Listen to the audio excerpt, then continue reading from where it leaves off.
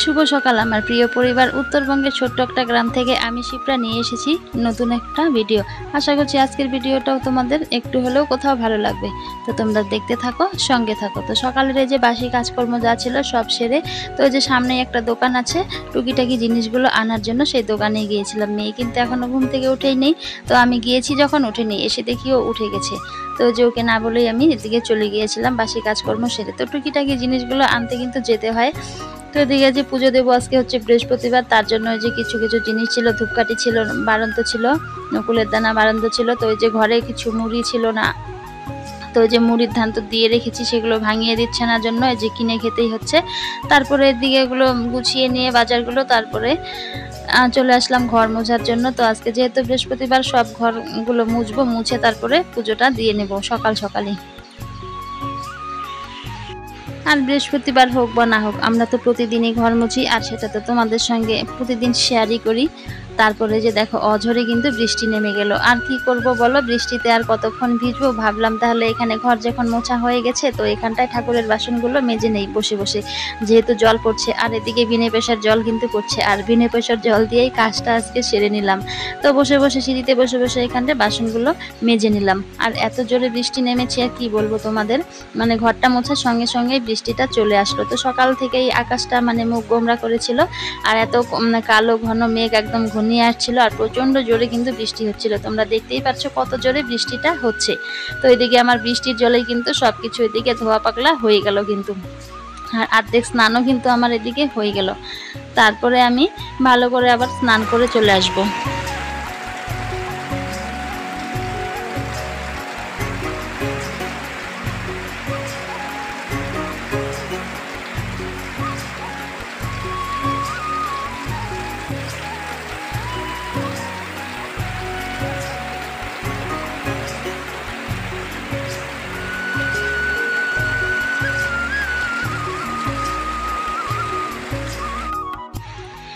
তো এদিকে যে স্নান টান সেরে চলে এসেছি। তো ভাবছি আজকে যেহেতু বৃহস্পতিবার, তো সিঁদুরটা তো পরতেই হবে। তো ভাবছি সাথে আলতাটাও পরে নেব। আর আমার না আলতা পরতে খুব ভালো লাগে।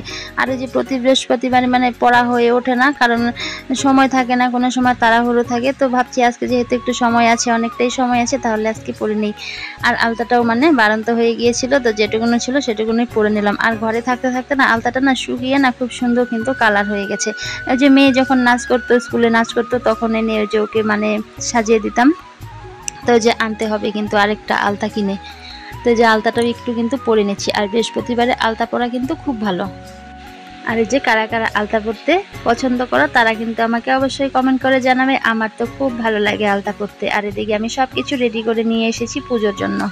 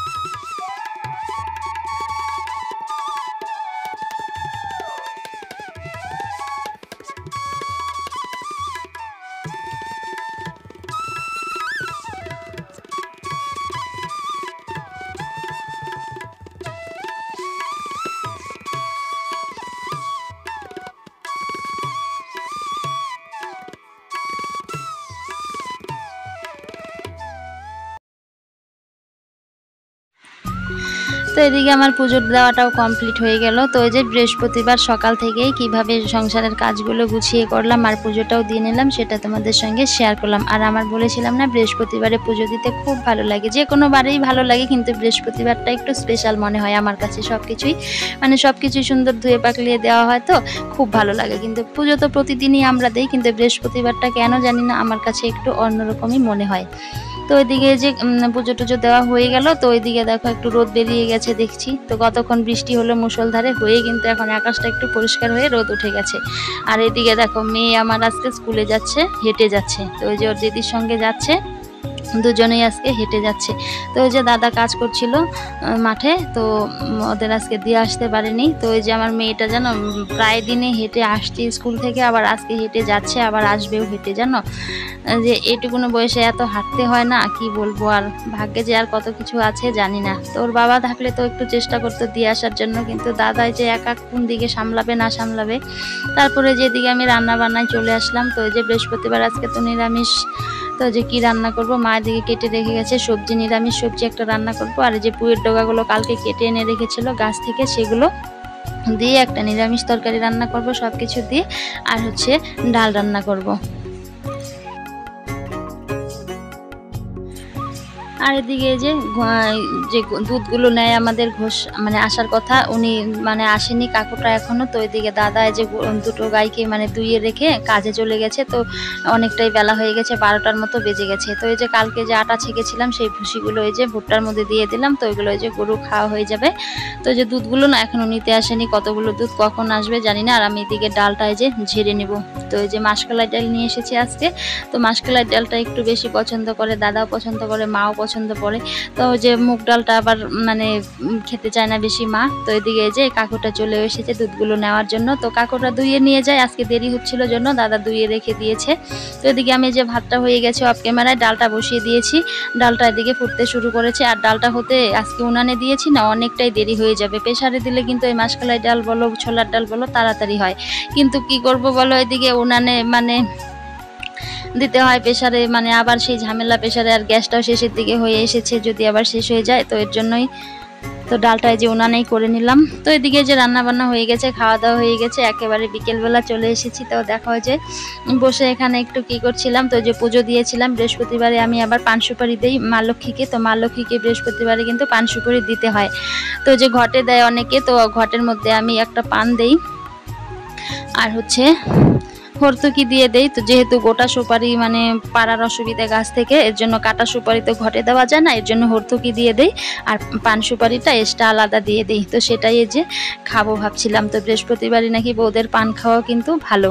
তো আমি তো আগে প্রতিদিনই খেতাম পান, তো ওই যে দাঁত ব্যথার পরের থেকে এখন আর খাই না। তাই এই যে পানটা নিয়ে বসেছিলাম খাওয়ার জন্য। তো মেয়ে বলছিল মা আমাকেও দিও। তো বৃহস্পতিবারে ও বলবে আমার জন্য পান রেখে দিবা, প্রসাদের যে পানটা। তারপরে দেখো স্কুল থেকে আসার পথে একটা ফুল গাছ রাস্তায় দেখেছে, সেটাই যে তুলে নিয়ে এসেছে, বলছে মা এটা লাগিয়ে দাও। তো এই যে টপ নেই কিসে লাগাবো, তো যে দইয়ের একটা পাতিল ছিল ওটার মধ্যে এই যে কোথা থেকে কতগুলো ভিজে মাটিও দিয়েছে নিজেই। তারপরে আমি একটু শুকনো মাটি দিয়ে গাছটাকে বসিয়ে দিলাম। আর আমার মেয়ে কিন্তু ফুল গাছ খুব পছন্দ করে। একটা সময় আমিও খুবই পছন্দ করতাম, খুবই গাছগাছলি লাগাতাম বিয়ের আগে, কিন্তু এখন কেন জানি না।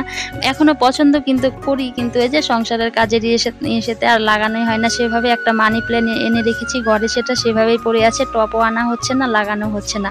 তো মেয়ে আমার এই যে গাছপ্রেমী, কিন্তু খুব ফুল গাছ দেখলে পরে ওর কিন্তু খুব ভালো লাগে। তাহলে বন্ধুরা আজকের ভিডিওতে অবধি, দেখা হচ্ছে পরের কোনো ভিডিওতে। ততক্ষণে তোমরা সুস্থ থেকো, ভালো থেকো আর সাবধানে থেকো।